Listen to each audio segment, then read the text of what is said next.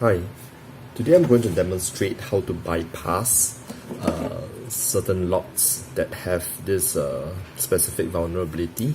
By and large, this can be used only for the cheaper locks.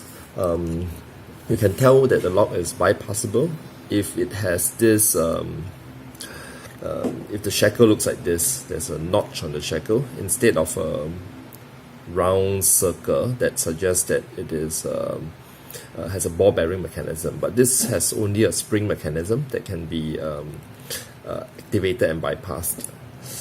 The other thing, another prerequisite for bypassing a lock, you require it to be unshielded. That means there's no metal plate that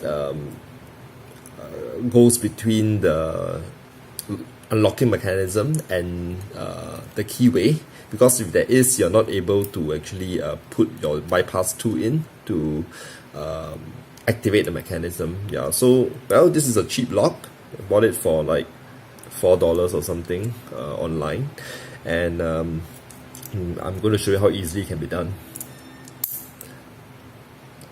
So I bought this tool. It's a sparrow shank. I think it costs about $15, but you can actually get any long, sharp, thin blade, and I expect that it will work the same.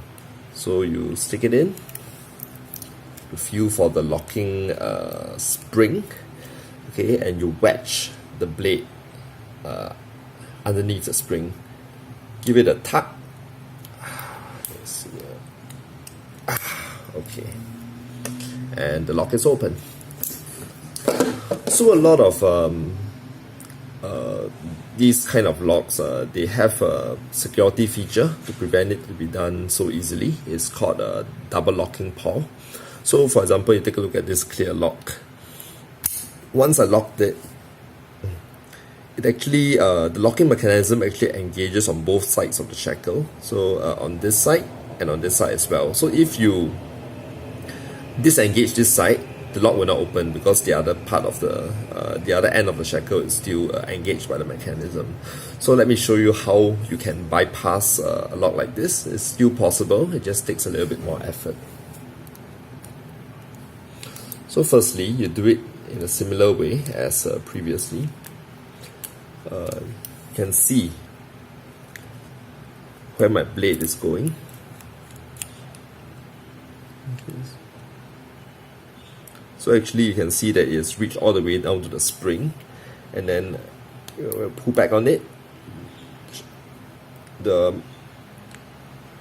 This mechanism retracts, and you maintain tension on the shackle so that when you let go, this thing is no longer engaging. So this part is not locked. Now you just have to deal with this part.